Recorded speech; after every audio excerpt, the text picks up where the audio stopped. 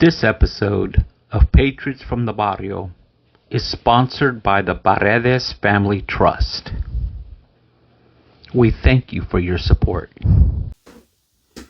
Hello everyone, I'm Dave Gutierrez, historian, writer, and the author of the book Patriots from the Barrio. Welcome to episode 3 of our Patriots from the Barrio podcast. Today's subject is the man that really started it all for me personally as a historian and writer, and that would be my second cousin, Sgt Ramon Gutierrez.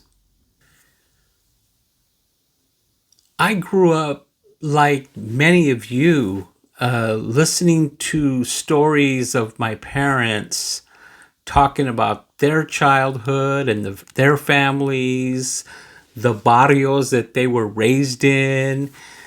For my family, it was the San Felipe barrio of Del Rio, Texas.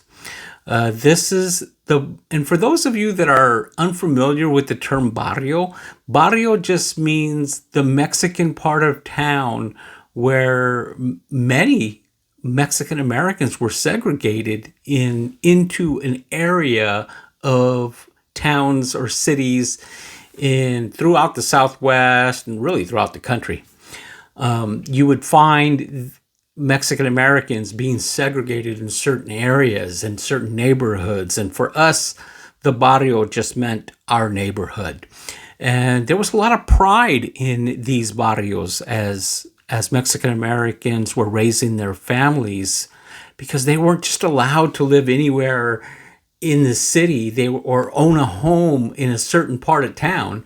They were always segregated, and many times they were segregated in parts of a town that were literally on the other side of the tracks. And that was the case in Del Rio, Texas. Del Rio, Texas is 3 miles from the border. It's been in the news as of late because of its proximity of the border with Mexico and the illegal migration coming over and things like that. So it's been in the news. So again, the barrio is a place of pride for Mexican Americans, Latino Americans throughout the United States. So I grew up listening to my dad telling stories of the San Felipe barrio and his family, and many times there were stories from my dad, who I consider my dad is the greatest storyteller of all time. So for me, I think he missed his calling. He should have been a writer, because the way he told stories captivated us all.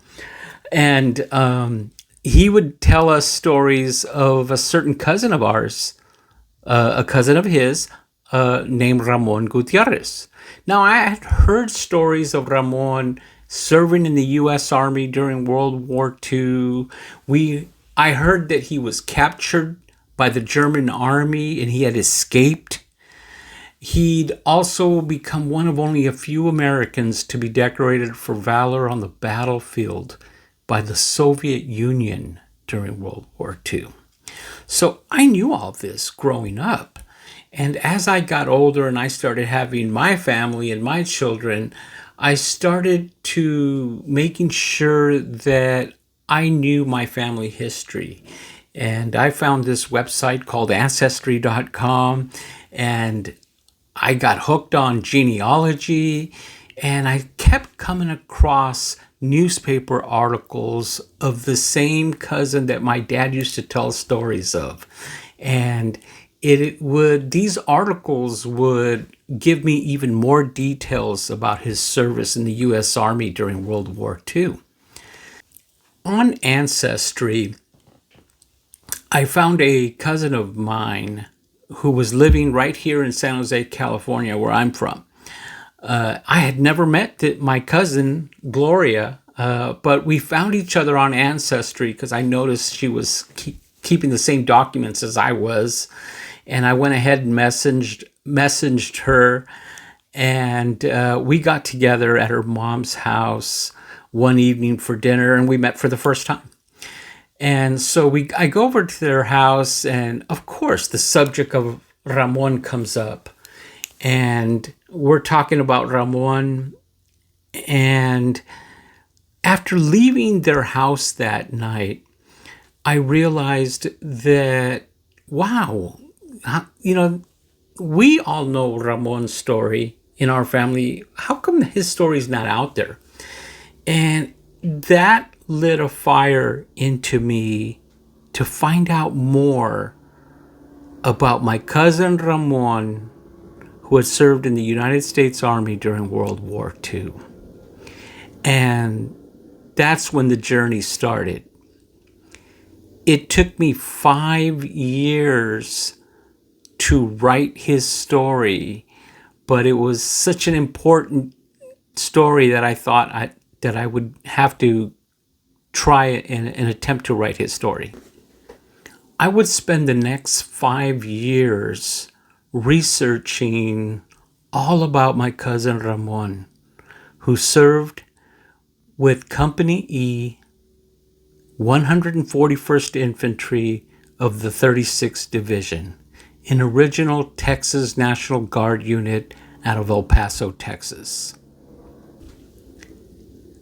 I had never written a book, but I thought that this was such an important story that needed to be told. After researching a little bit about the unit from El Paso, Texas, and I then realized that every enlisted man of Company E was of Mexican-American descent.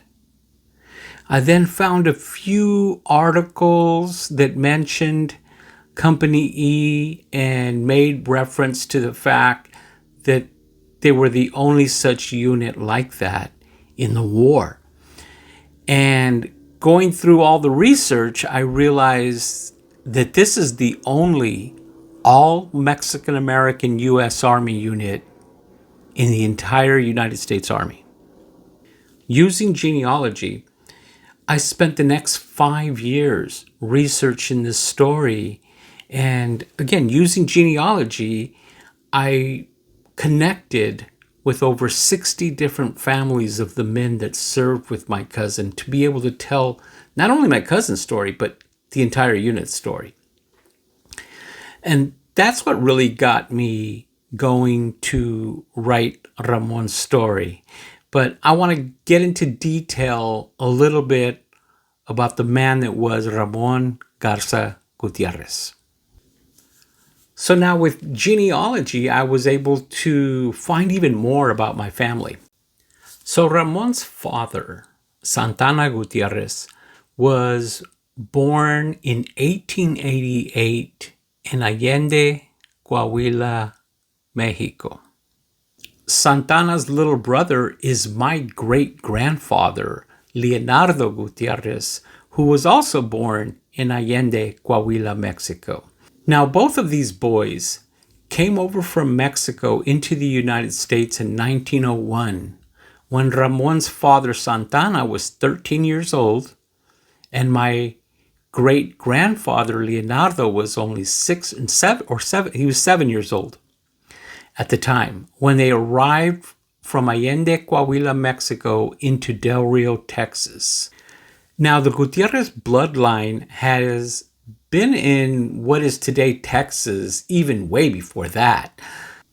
Ramon's 3 times great-grandfather, and that would make it my 5 times great-grandfather, a man by the name of Juan Jose Jesus Trevino, was the founder of San Ignacio, Texas, dated 1830. So our Gutierrez family bloodline has been on this side of the Rio Grande River even before the state of Texas. Ramon Gutierrez was born August 31st, 1922 in Del Rio, Texas. Ramon is one of 13 children born to Santana and Consuelo Gutierrez.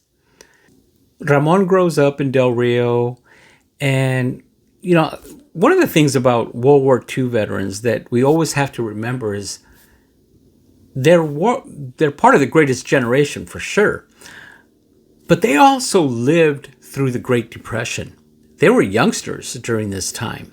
So Ramon, born in 1922, he's only, 7, 8 years old when the Great Depression is in full swing throughout the nation.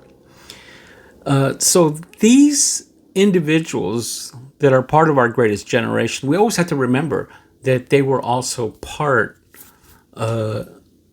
they were alive and trying to survive one of America's darkest times, and this is the Great Depression.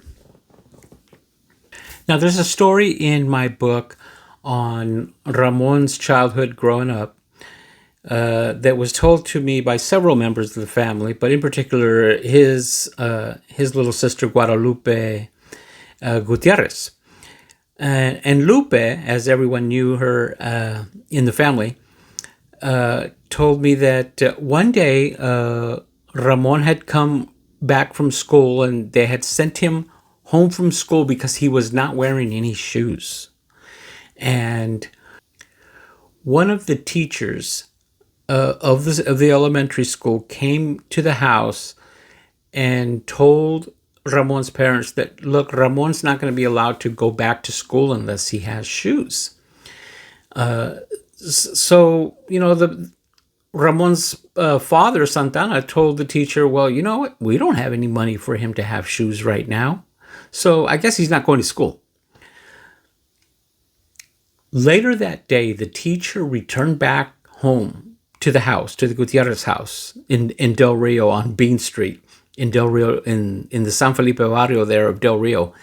And the teacher comes back to the house and hands Ramon's father a pair of used shoes and told him, I guess we're going to see Ramon tomorrow back in school. Because she had brought an extra pair of used shoes for Ramon to wear because she thought that it was very important for Ramon to be in school. So that story is legendary in our family. Ramon was sent home because he didn't have shoes. He was barefooted at an elementary school. But we have to remember that this is during the Great Depression.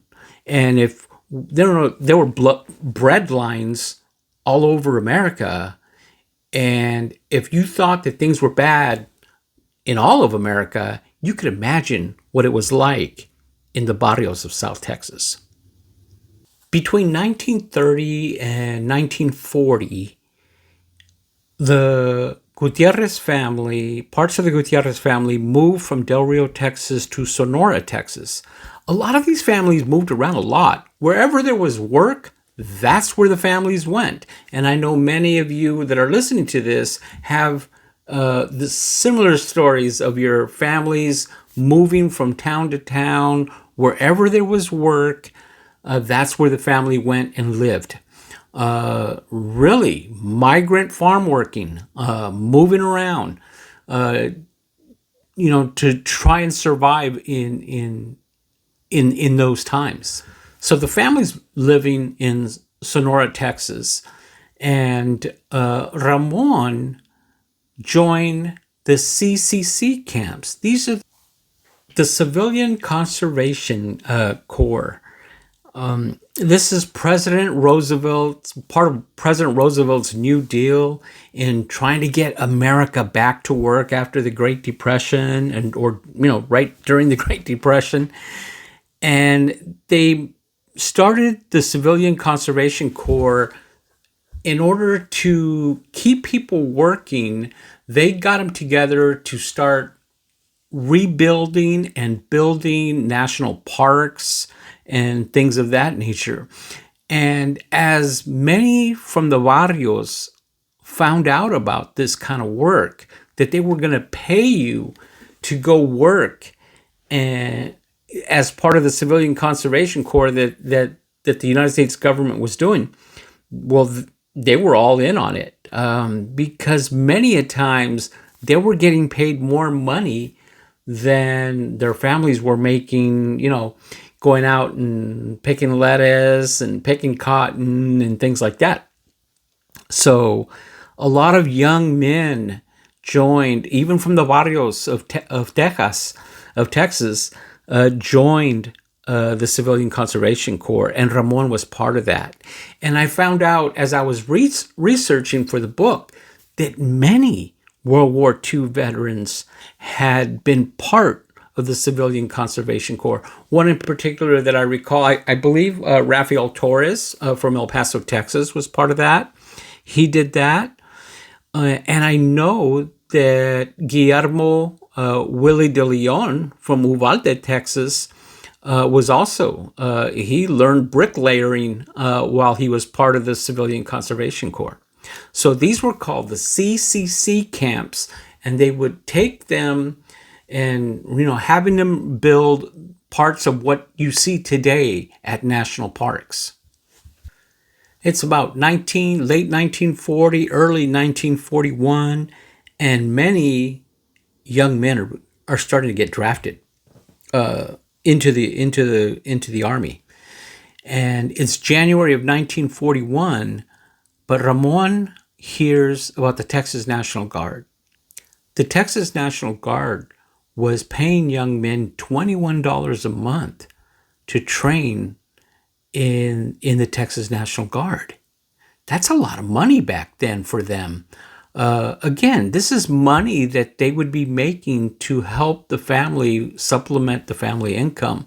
And a lot of men, I found out, would go ahead and join the Texas National Guard as part of this. Ramon went ahead and did his part, and this is January of 1941. Well, he's now in the Texas National Guard. He goes to boot camp, basic training, as it was called back then, at Fort Sam Houston in San Antonio, so nearby. So he's at Fort Sam Houston.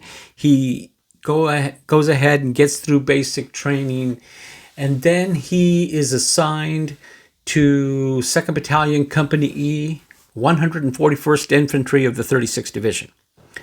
Now, the 141st Infantry is the oldest fighting unit out of the state of Texas, and they trace their roots all the way back to the Alamo. And it's still active today. It is the longest fighting unit in the state of Texas. At this time, Company E in the 141st is training at Camp Bowie in Brownwood, Texas. The unit had been federalized in November of 1940, and the entire Texas National Guard 36th Infantry Division was training out of Brownwood, Texas at Camp Bowie. Much to his surprise, Ramon arrives in Company E and finds out that every enlisted man of Company E was of Mexican-American descent. The 36th Division had its own little barrio. The entire unit had been put together in the late 1930s in El Paso, Texas. This is an original Texas National Guard unit out of El Paso. Now, in 1939, there were two National Guard units in El Paso. Company H, which was a heavy weapons platoon, was the original Texas National Guard unit from El Paso. But they decided that they needed another infantry platoon, and they went ahead and put in Company E in El Paso also. But this time, they were made up entirely of all of the men from the barrios of El Paso. So a lot of men from the Segundo Barrio of El Paso, Texas, were part of this group. Many of those guys had known each other since they were in grade school. Many of them went to Bowie High School. They were all from the same area, the same barrio. There were colorful characters in the unit. Manny Rivera, Rafael Torres, Alex Carrillo Jr.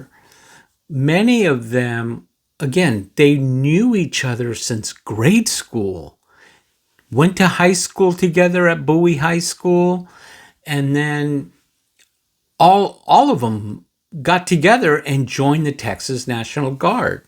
Eduardo Romo was also part of this unit. Eduardo Romo had many brothers also serving in National Guard units. So here's Ramon. He goes from the San Felipe Barrio. He was living in the Sonora area, and now he finds himself in Company E in the 141st Infantry, and nearly everyone spoke Spanish. Everybody, when they got together, they were all speaking Spanish to each other and things like that. Now, all of the officers were Anglo. Not one officer in Company E was Latino or Mexican American descent. They were all white officers that were assigned to this all Mexican American U.S. Army unit. The 36th Infantry Division took part in the Louisiana maneuvers, where it was a huge training operation. And this was a way for the U.S. Army to grade each of the divisions in certain categories and things like that. So, and that's why they had these type of huge training. I mean, tons of divisions were part of the Louisiana maneuvers in 1941. Now, Ramon had joined in January of 1941. And so it's a 1-year enlistment in the Texas National Guard. So he's ready to get out in January of 1942. However, Japan attacks Pearl Harbor on December 7th, 1941. All of these men who had joined Company E to help their parents and things like that, to supplement their income, of course, they put a little extra money in their pockets as well. Now they find themselves smack in the middle of World War II. Now it's not a 1-year enlistment, because now you're in for the duration of the war.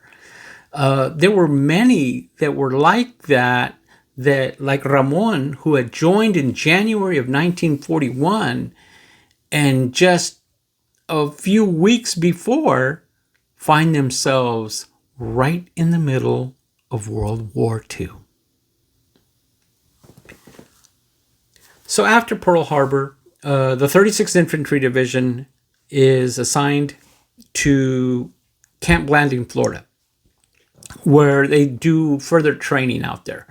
So they're out there training at Camp Blanding, Florida in early 1942. They go out and take part of the Carolina maneuvers, and this was just like the Louisiana maneuvers, only they were in Carolina. So the 36th Infantry Division was part of that. Then the unit is sent to Camp Edwards in Massachusetts. Can you imagine an entire company of Mexican Americans in Yankee country? Because that's exactly where they were, in Yankee country now. A lot of them found a lot of freedom that they were not used to. We have to remember that there were still signs in stores and restaurants in Texas that read, "No Mexicans or dogs allowed." That was real. These guys had been segregated into an entire area unit by themselves. Even when they went into town and things like that, they weren't allowed into certain restaurants. I remember my dad talking about a time when he was young in Del Rio, Texas, that they were not allowed to walk on Main Street, you had to walk on the Mexican side of Main Street, where the Mexican shops were on this side.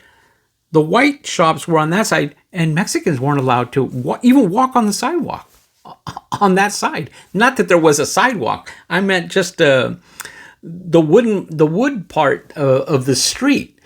They weren't allowed to walk on a certain part of the street during this time. This was the times that these men grew up in. Now they're in Yankee country, and when they're on leave and things, and when they were out in Florida, a lot of them would talk about the freedom that they had. They felt that they could go and do anything, and just like another normal American. And that's what they found when they went to Florida and they were in Massachusetts and things like that. So it was a little different from that for them, that they were not looked at as second-class citizens. So this was completely new to them. Now, while at Camp Edwards in Massachusetts, the 36th Infantry Division is taking part in this new training that the U.S. Army is calling Ranger training. They had brought over British commandos over to teach U.S. Army personnel on new tactics on fighting the enemy. The British are well versed because they've been fighting the Germans for quite some time now. And so they bring over some veterans who were part of a commando unit to teach the U.S. Army these new tactics that they were calling Ranger training in the United States Army. There was one particular obstacle course that they would go through where the commandos it was like a bayonet training drill, and they wanted to make it as realistic as humanly possible for these guys. To say, hey, you guys are going to war. We're at war. You're training for war. And they were looking to do things as realistic as possible. So they had these mannequins that they would have to go and stab with the bayonet. And the commandos had actually used pig blood and stuffed it into these mannequins. So when the trainees would come by and stab them with the bayonet, pig blood would squirt out. And it was something that would be realistic and let them realize, hey, you might be stabbing another human being when you're doing this. So it was a little different training that they had to go through. And after the course and after everyone passed through the commando, Ranger training, they were all given a certificate. In April of 1943, the unit had moved to New York Harbor, and they boarded a ship to go across to North Africa. The 36th Division was now headed to the European theater of war, but first they were going to North Africa. This ends part 1 of Sgt Ramon Gutierrez and the end of episode 3. Stay tuned for episode 4, part 2 of Sgt Ramon Gutierrez. Next on part 2, Sgt Ramon Gutierrez, Company E in the 141st Infantry find themselves in North Africa, spearheading the Allied landing in Italy and fighting up the Italian boot towards Rome.